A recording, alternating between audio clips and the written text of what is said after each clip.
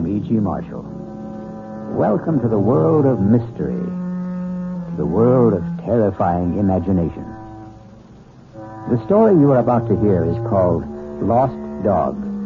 Yes, a dog story. But please don't expect a charming family tale about man's best friend. In fact, you may even decide that the dog in this story is man's worst enemy. It all depends on whether or not you share the particular terror of our heroine, Miss Julia Smollett. Get out! Get out of here, please! Please, George, take him away! Give me a dog, for Pete's sake. It's not going to hurt you. George! Please!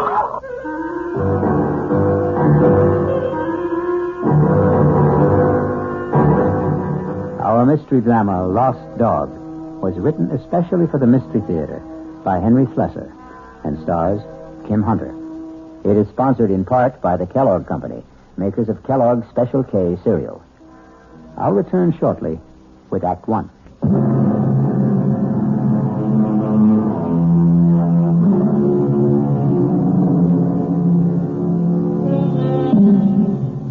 Our story begins in the quiet parlor of a small suburban house at the end of Elm Street. Well, not completely quiet, since young Ronnie Hughes is once again practicing his scales under the gentle, watchful eyes of his piano teacher, Mrs. Julia Smollett.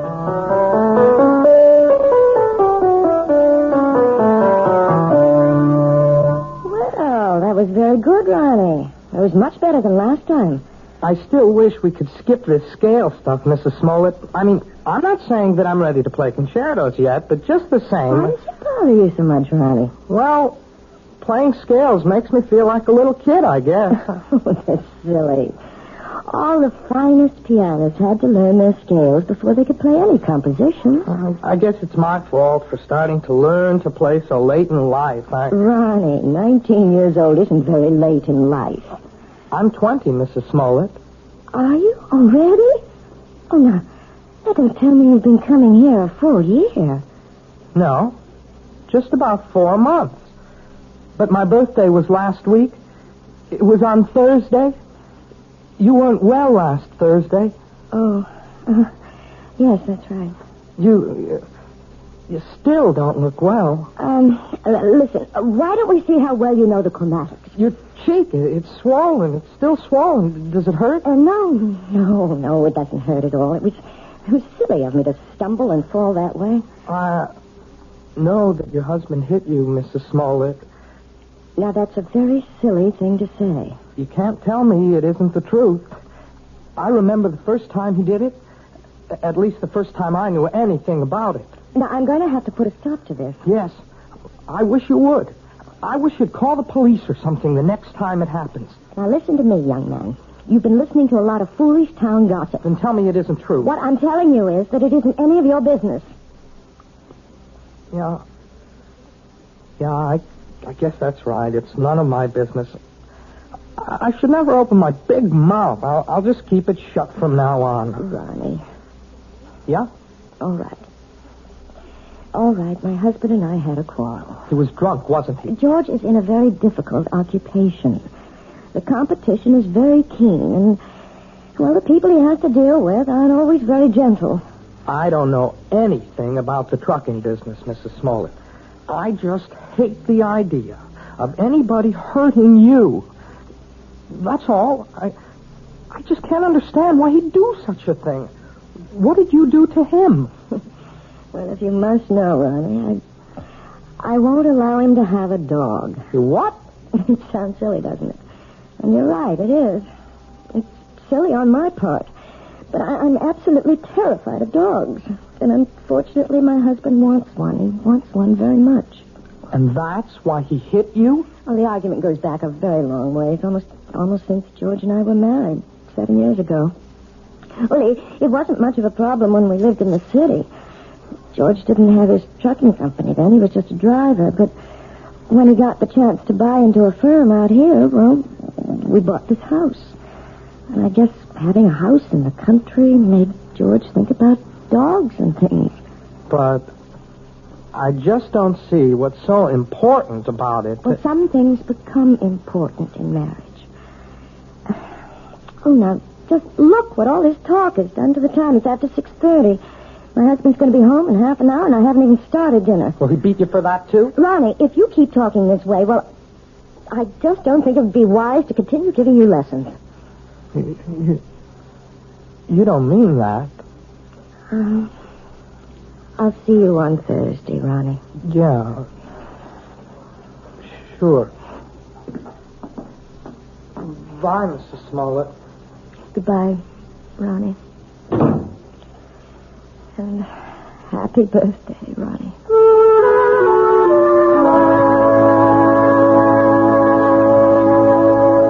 What else could I tell the guy? I had 2 semis in a repair shop. If I wanted the job, I had to use his equipment. Well, fine. Only nobody was going to hook me for a $500 premium. Hey, are you listening, Julia? Yes. Yes, I'm listening, George. What's the matter with you tonight? I'm a little tired, I suppose. Tired? You? From what? Lifting the piano cover? Nah, you make me sick, you know that? You weren't listening to a word I said. You don't care about what happens in my business. You never cared. Well, I never understood much about it. You always talk to me as if I'm one of your associates. I know what's eating on you. Think I don't know? You're sitting there like the last judgment. You're sitting there blaming me for taking that swipe at you last week. No, you're wrong. Look at yourself. You didn't even bother putting makeup on that cheek of yours. Makeup wouldn't cover the swelling. You want to remind me how much you suffer. Well, I got a hot flash for you, kid. The one who suffers around this house is me. I could enjoy this house plenty. I could have a great time if you weren't so sick in the head. You're talking about the dog again. Why not? You think I forgot? But surely it can't mean that much to you. I've had dogs ever since I was 6 years old. You never talked about it when we were living in the city. That was different. Who put a dog in that air-conditioned chicken coop? But now we've got a house. A real, honest-to-God house, Julia. A house needs a dog. Oh, George, you know I feel terrible about saying no, but I can't help myself. It's just something in me. It's a phobia, I guess, but dogs terrify me.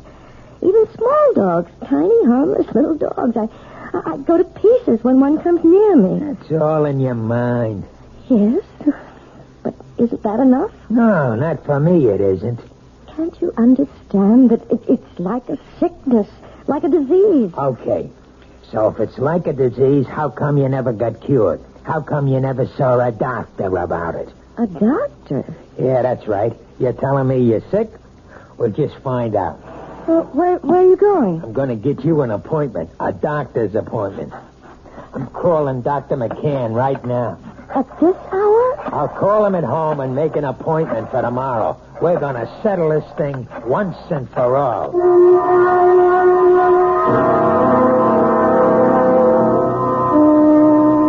Well, Julia, maybe I'm the wrong kind of doctor. What do you mean? Well, if you're serious about getting rid of this phobia, that would take a specialist. You mean a psychiatrist? Oh, some kind of head doctor. I'm sure you realize that people who are afraid of certain things, well, they've usually had something happen to them in their childhoods, some traumatic experience or other that gets stuck in their mind like a burr and won't come out. Doctor, you know we couldn't possibly afford going through analysis. George's company isn't doing that well. He'd never stand for paying all that money week after week. Well, maybe you don't need all that couch stuff. Maybe there's something else you might try. Like what? Do you ever hear of hypnotherapy? You mean getting hypnotized by someone? Not just by someone. I mean someone who can put you under and maybe help cure you of this thing. I'm not saying it always works, but it does sometimes. Oh, I don't know. The thought sort of frightens me. Nothing frightening about it. It might be just the way to find out why you're really afraid of dogs.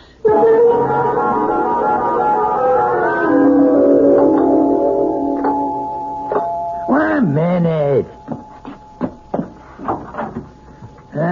What'd you do? Forget your key? Yes, George, I'm sorry. Why you been so late? It's almost 7:15. I went to a movie after I saw Dr. McCann. I was just so nervous. I had to get out of myself, so I went to this movie, and it lasted longer than I thought it would. Oh, that's great. Just great. Now what happens to my dinner, huh? Dinner's all ready. All I have to do is heat it. That's a fine thing. I come home early to surprise you. You're not even here. I'm sorry, George.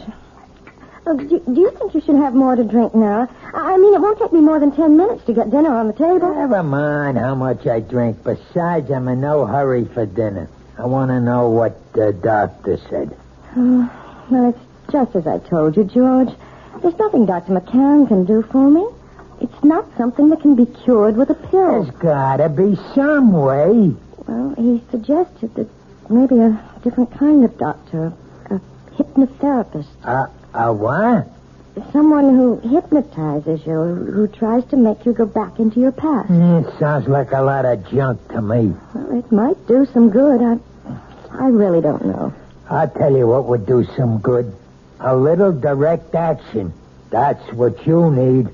What are you talking about, George? The only way to learn how to swim is to jump in the water, right? Well, that's what you need, Julia. I simply can't make you understand, can I? Well, maybe I can make you understand. Forget it. You want to get that dinner ready? I'm hungry. Yes, I'm going now. Look, why don't you change first? Change? Yeah, your clothes. Get more comfortable. Well, yes, I think I'd like to do that, George. I won't be long.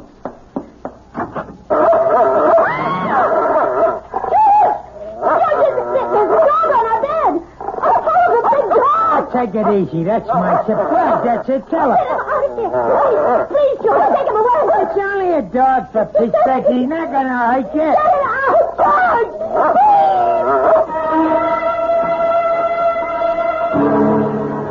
It only goes to prove that there are more terrors in this world of ours than anyone imagines. But the question in the Smollett house is, which one is the real terror? Attila the dog or George the husband? We'll learn more about both of them when we return shortly with Act 2. This is WOR New York, your station for the Mystery Theater.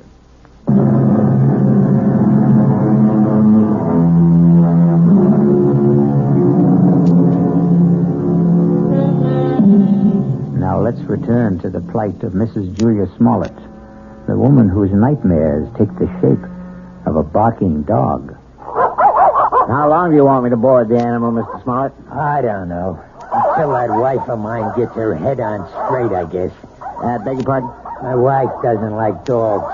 Took one look at Attila and screamed the house down. Well, some women get scared of Dobermans. This dog's only 6 months old, for Pete's sake.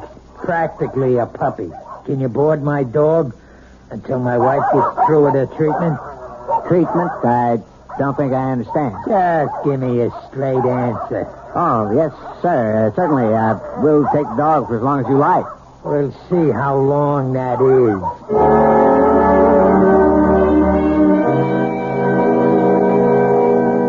Please sit down, Mrs. Smollett.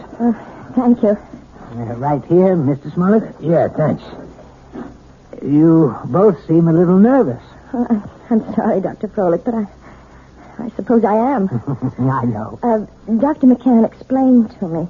He said that hypnotherapy was an accepted kind of treatment. For some cases, yes. Not all of them. All I want to know is, will it work? Well, frankly, I don't know much about your wife or her problem. I'm not going to say I can help her get over this particular phobia until I do. Please, George, let me tell the doctor about it. I can tell him in one sentence. My wife's afraid of dogs. All dogs. Big ones, little ones. Falls apart when she just looks at one. No, that isn't true. I don't fall apart, as my husband said, unless I'm close to them. Animal phobias are one of the most common types I deal with, Mrs. Smollett, and I might say that I have a great deal of success with them. But how do you do it? I use a technique called hyperamnesia. Amnesia? Actually, it's the opposite of amnesia. After placing the subject in a trance state and making her completely willing to free herself from critical judgments about her past... Wait a minute. I'm not following you. What we do is get the subject to remember long-forgotten, very, very deeply repressed experiences. Sometimes they remember them in great detail, even though they still maintain amnesia at the conscious level. And do you see? I'm not sure I do. Do you mean you can find something in my mind that I don't even know is there? Possibly. It may take some time. We might need several visits to establish a rapport between us. But if all goes well, we should soon be able to find out if anything in your past is causing this problem. And, of course, that something will most likely concern a dog.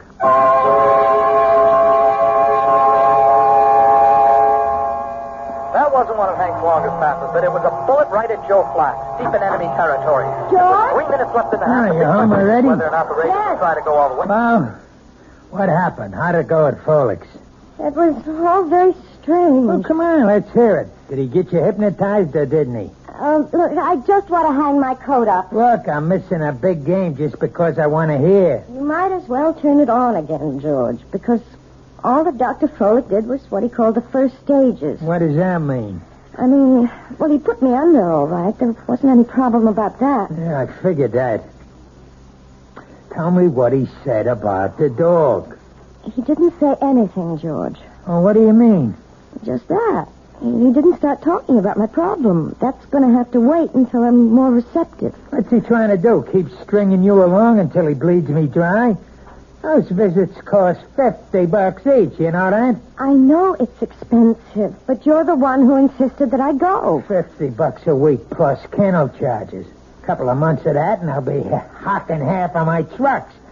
Look, you tell that guy to get down to business. It's only my second visit, George. Well, we better start seeing some results on number 3, understand? I'm not waiting any longer. There doesn't have to be a number 3. As far as I'm concerned, we can stop right now. What are you talking about? George, I don't want to do this thing. I hate being put under. I hate anybody poking around in my subconscious for something that isn't even important to me. You mean you want to be sick? I think I'll lie down for a while. Don't you walk out on me. I'm sure you'd rather watch a football game. Oh, tell me what to do. I know. You think I'm Mr. Lowbrow. But let me tell you something, kid. You're no fairy princess anymore. Maybe that's what you used to think you were back in the old days.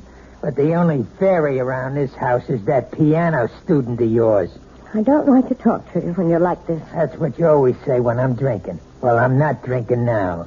And you better listen to what I'm saying. Oh, please, George, don't touch me. Yeah, I knew that was coming next. Don't touch. That's your favorite phrase, night and day. Don't touch, George. You're hurting me. That's the only thing you understand. The only touch that means a thing to you. Let go of me. Stop being such an animal. I'll show you what animals do. No, George, please, don't. I'll show you what kind of an animal I am. I'll show you. No, George, please don't.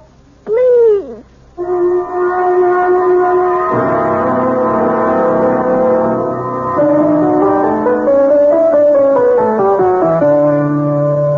Well, I guess that wasn't much better, was it? What? You didn't think much of the performance. I mean, it wasn't exactly Horowitz, was it? No, it was perfectly all right, Ronnie, really. But you're not all right, are you? Oh, yes, I'm fine. You look awful. No, I didn't mean that. You never look awful. But you're acting so funny today. I'm sorry. I guess I have something on my mind. Can I take a guess? No. What you can take is the next page of this lesson.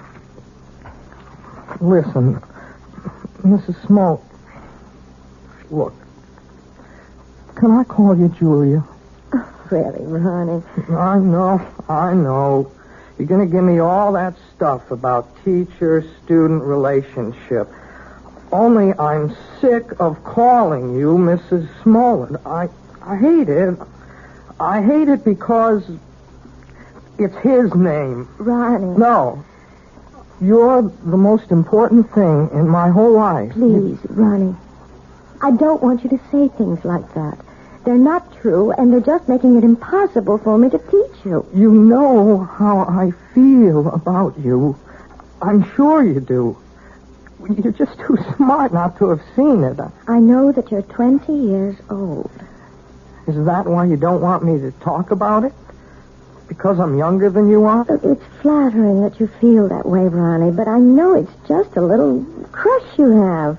Boys go through that sort of thing all the time. Boys. Crush. Look, you're treating me like a kid. If you ask me, that's why you keep me on those damn scale exercises all the time, so you won't have to think that I'm any more of a man than those 10-year-old kids that you teach all the time. No, Ronnie. I know you're a man. Of course I do. Well, and if you think that, treat me like one. Just once. Please. Please. Let me kiss you, Julia. Just once. Ronnie. Please, Julia. What is it? What's the matter? It's nothing. I just bruised my neck a little, and when you touched it... Your neck? Yes, it's nothing. Is that why you're wearing the scarf today? Let me see. No, Ronnie, don't. Oh, my God. It was just an accident. Nothing but an accident. You're all bruised. Your whole neck. Look at it. I can see more bruises. Down the shoulder. What did he do to you? Look, please don't talk about it. I can't bear to talk about it. You don't have to. Julia, you don't have to. But he's going to talk about it. With me.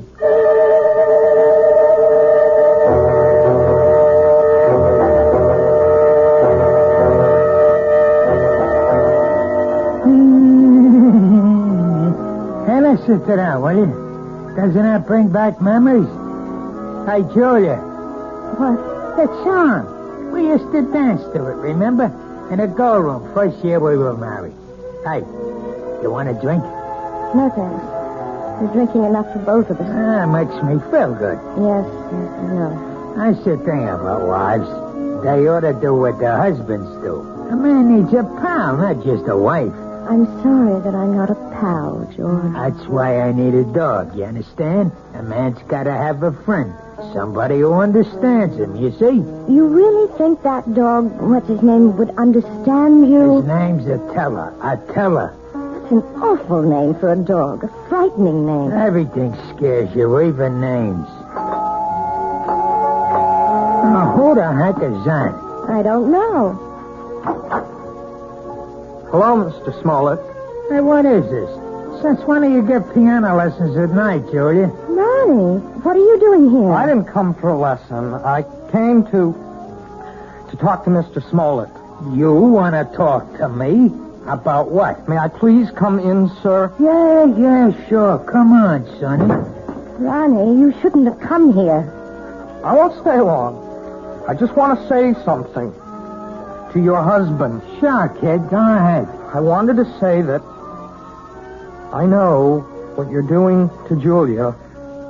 I know how you've been hurting her, and I won't let you get away with it. What was that? Oh, Ronnie, no. Look, even if she doesn't want to say anything about it, I will. You touch her again, I'll go to the police. I mean that. See, there are laws in this country. I think maybe I'm hearing things. I swear, Mr. Smollett, you ever hit her once more, you're going to go to jail. So I'm going to jail, huh? And you're going to put me there. Ronnie, I begged you not to do this. No. It's okay, Julie. I like hearing this.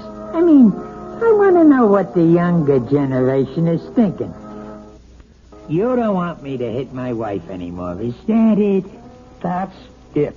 You sure you know the difference between hitting and just giving little love taps? Please, Ronnie, go. Go right now. I mean, maybe you made a mistake, kid. For instance, This is a love tap. George! Now, that's a love tap, Ronnie, baby. This is... Oh, George, stop it! Don't! You see the difference, kid? You better be sure you know the difference before you talk to the cops. George! George, don't!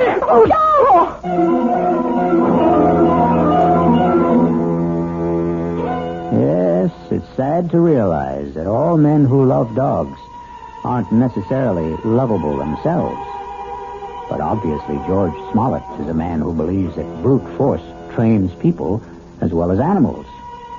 He may be right in some respects, but perhaps he should be aware of the old saying that every dog has his day. I'll be back shortly with Act 3.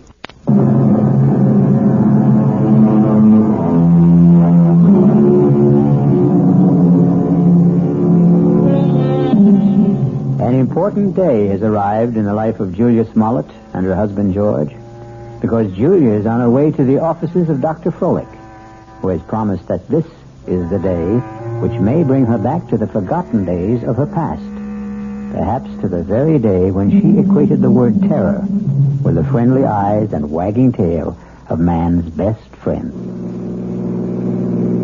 This better be the payoff. That's all I've got to say. I hope you're not disappointed, George. Well, at least you're talking to me. That's the first word you've said to me in 2 days. I haven't had much to say. Look, the kid Ronnie's all right. I didn't mark him up. He's still as pretty as ever. That worries you, doesn't it? Nobody's got a right to walk into my own house and say those things to me. You have nothing to worry about, George. Yeah, that's what you say. $50 a visit is something to worry me, and $40 a week for the dog, and a lot of other things. We've also lost a piano pupil. I suppose you realize that. Who cares about that? Ronnie paid $20 a week for his lessons, George. I won't miss it. Not as much as you'll miss your little Prince Charming. Well, what about it? About what? You're going to miss him, right? You're not going to have any shoulder to cry on, are you?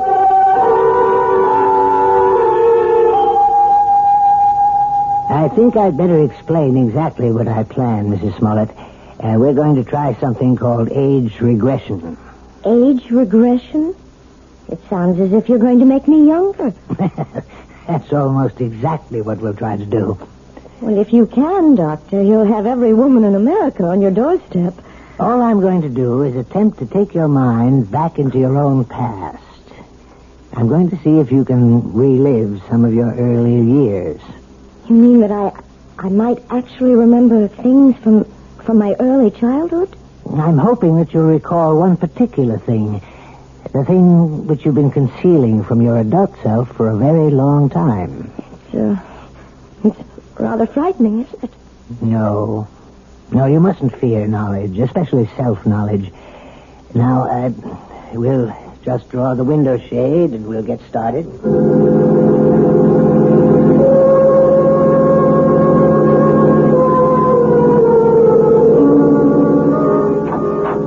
Mrs. Smollett, would you like to come inside?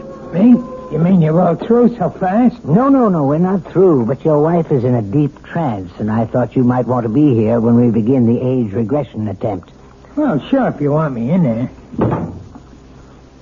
Hey, she looks like she's asleep. But she isn't. Hypnosis only resembles the sleep state, but it's not. Mrs. Smollett is very much awake. Yeah? Mrs. Smollett, Julia, you may open your eyes now. Ah, that's fine. Now, tell me, do you know what day it is today? Yes. Wednesday. No, you're wrong. It's Friday, Julia. Is that right? Yes, Friday. No, Julia, it isn't Friday either. Do you know what day it is now? No. I don't know what day it is. In fact, right now you don't know the day or the month or even the year, Julia, do you? No. You see, Mr. Smollett, I'm purposely doing this to dislocate your wife in time. Oh, yeah, I understand. Julia, you're going to be a child all over again. You're going to see and hear and feel everything you did since you were a baby. And you're going to tell me everything I want to know about what you see, hear, and feel. You're going to answer all my questions starting right now. You understand? Yes. Julia, you are 1 year old. Do you hear me? You're an infant, only 1 year old. Tell me what you know, Julia. Tell me if you're afraid of dogs.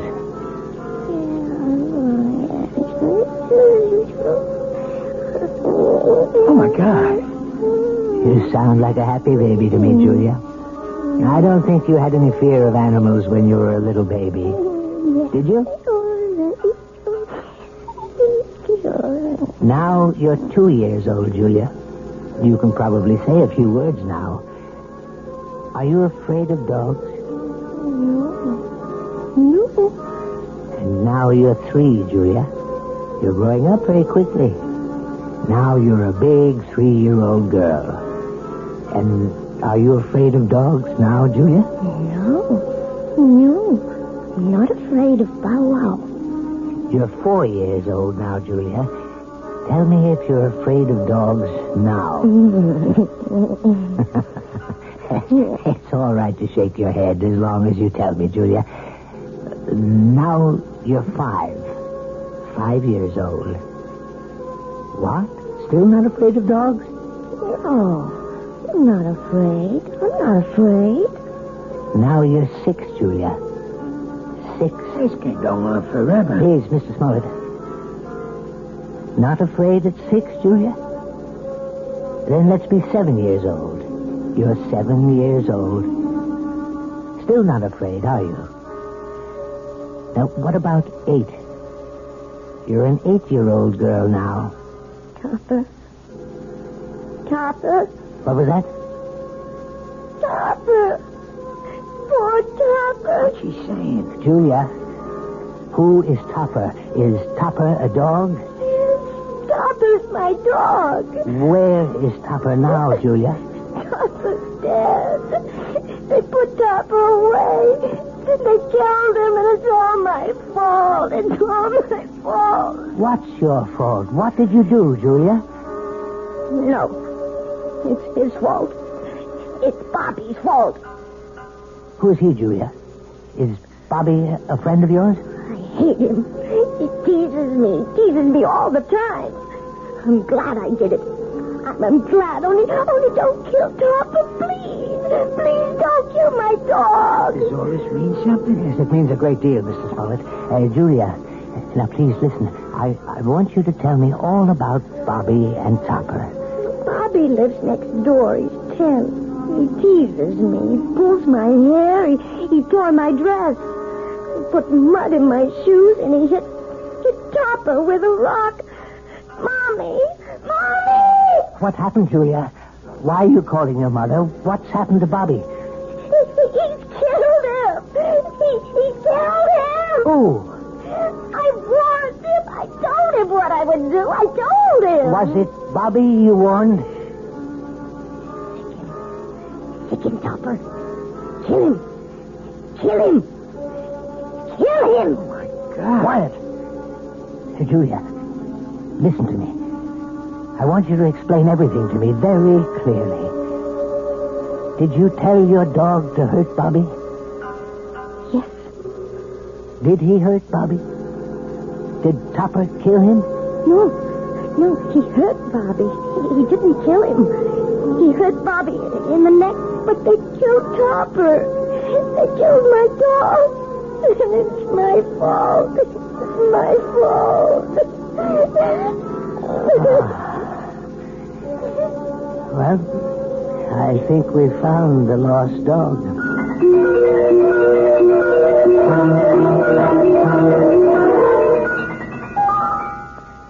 So, now you know, Mrs. Smollett.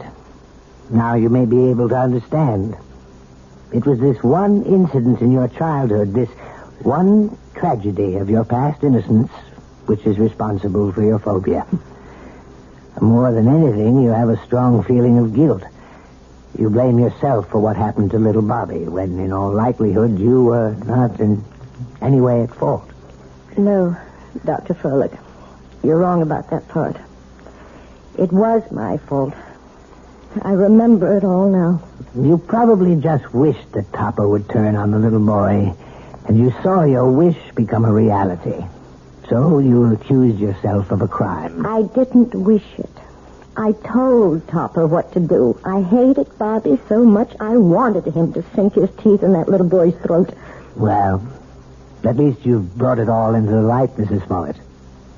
And something tells me that it won't be long before you'll willingly accept the love and friendship of a dog again.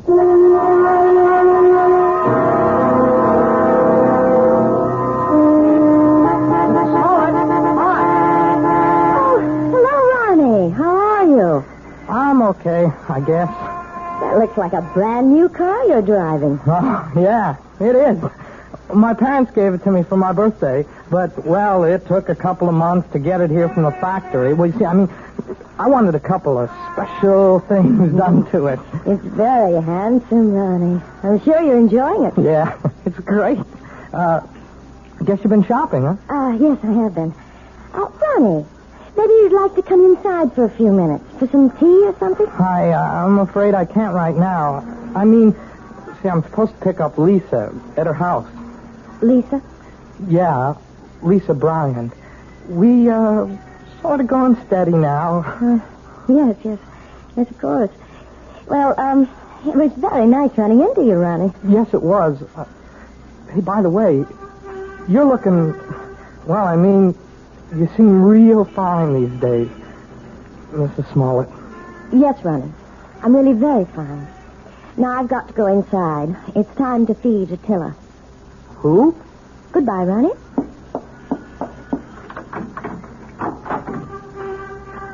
Attila! Where are you?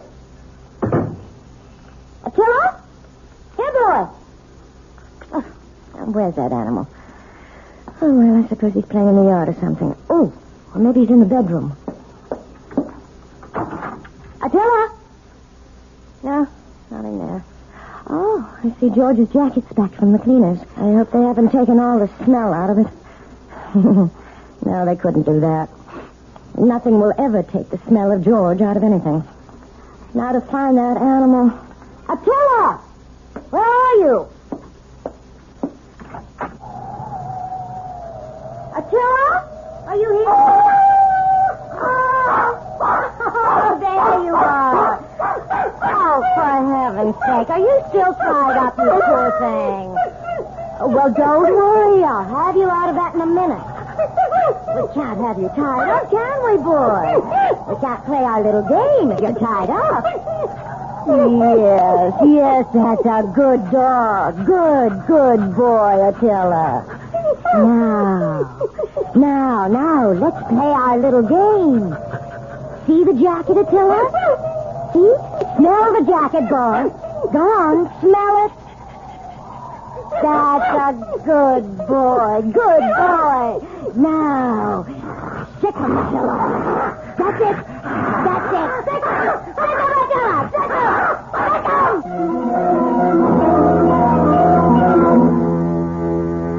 Who said a dog has to be man's best friend? Why not woman's best friend? Especially a woman like Julia, who is just learning how really helpful a dog can be. Or rather, she's remembering how helpful. And one day soon, George Smollett will come home to a very surprising greeting from his own pet. I'll be back shortly.